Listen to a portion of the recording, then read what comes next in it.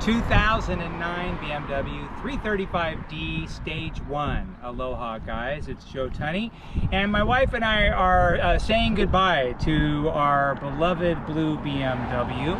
It has been a great car for us for the past few years. We've owned it since it had about 70,000 miles. Now it's just about to turn 99,000 miles. And this extremely powerful 335 diesel has been an impressive car to say the least. I'll tell you, I didn't know much about 335Ds when I bought it, but I sure know a lot about it now. Let me start by popping the hood and taking a look under there.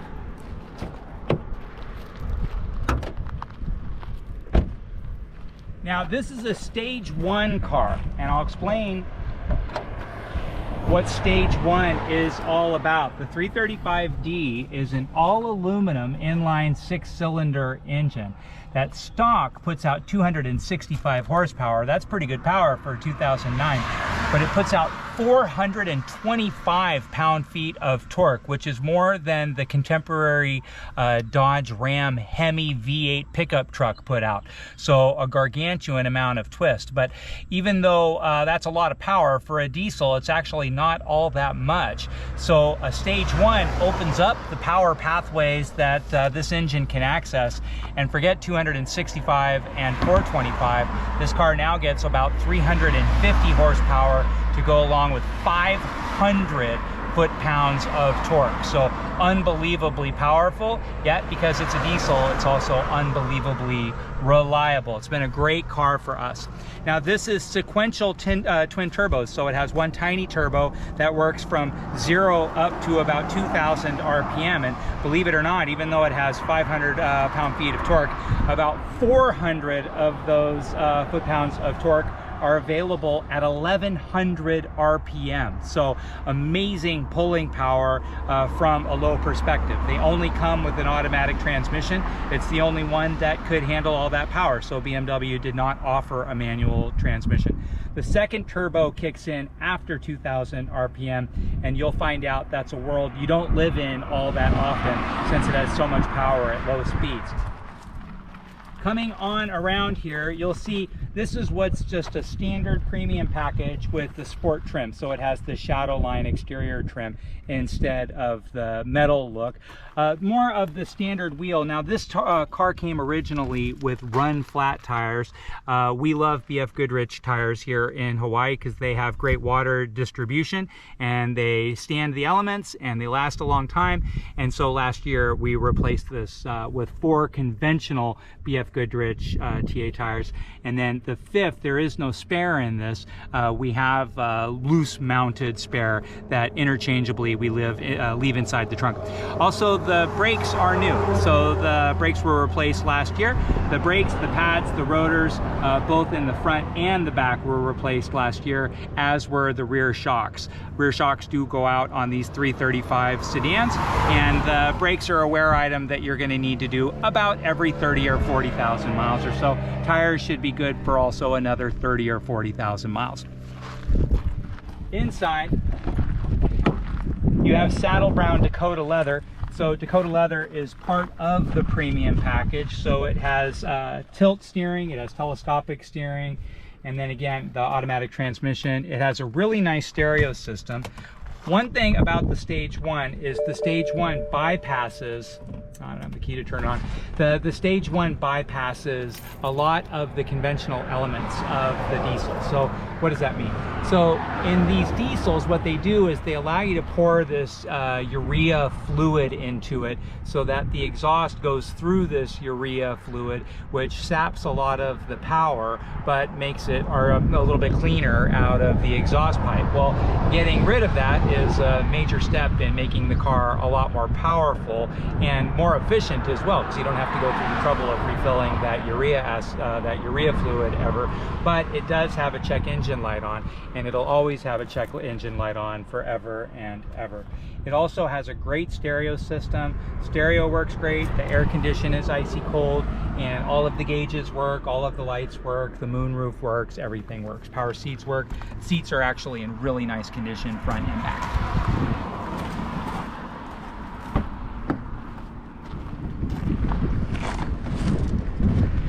So I'm 6 feet tall, 170 pounds, and I have all kinds of comfort here in the back seat. In fact, I can't even reach the front seat, and I was in a comfortable position up there. And so if you have big grown kids, then obviously this is a great vehicle to have. Our grown kids have flown the coupe, and we don't need something so spacious inside anymore. But the back seat is in fabulous condition, and then you also have tons of headroom as well. The saddle brown interior looks really sharp. It contrasts nicely with the black trim, the black rubber floor mats. Everything about this car is actually really nice for just under 100,000 miles.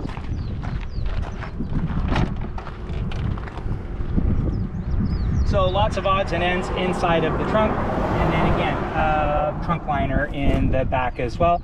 But as you can see, these bags are perfect for going to Costco, which is kind of a second home of ours, and this will handle all the stuff you need in the world. But it's also why we keep the spare tire interchangeably in and out of the trunk, because the spare tire takes up a lot of space in the trunk. There's nowhere to put it down below because it did not come standard with a fifth wheel. And then dual exhaust outlets as well. It's all safetied, it's all registered, the tabs are all good for a long time. It's ready to roll. Couple of door dings, a little bit dirty, but overall this is a fantastic car. Let's go take it out for a drive. So turning it on, it's not super loud. It has that diesel personality to it, but not in an intrusive way at all. And then again, it does have a great stereo system.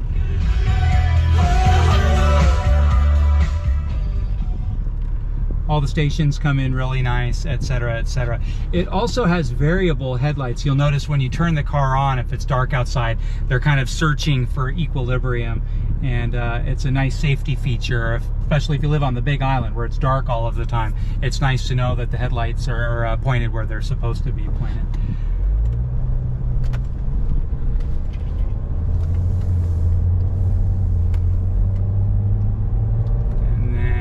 Showcase a little bit of the performance right about now.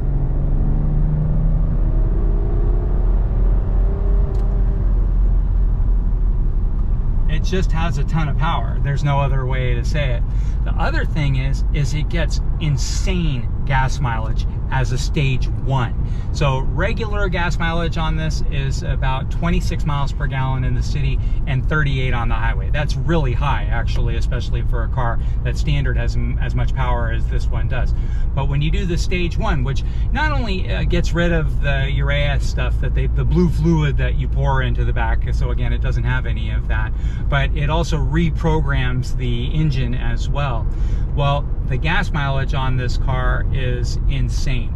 It's over 30 miles per gallon in the city and well over 40 miles per gallon out on the highway. And so depending on where your bias is, we average anywhere from 34 to 42 miles per gallon. And again, for a car that blows the doors off of a lot of high performance cars, I mean, nothing's in the same stratosphere as this vehicle as far as fuel economy goes. Dash isn't all cracked and beat up. Visors aren't all flopping around all over the place. I mentioned the check engine light. The check engine light is on today. It was on 3 years ago. It's going to be on 3 years from now. So for folks who stress that sort of thing, then I wouldn't get this car. It's not the right kind of car for you.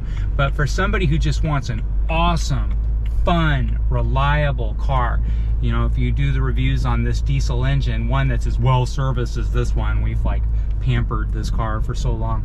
They're a 500,000 mile engine. Lots of diesel engines are. Diesel is a technology. It's a mystery why it's not more widely popularized.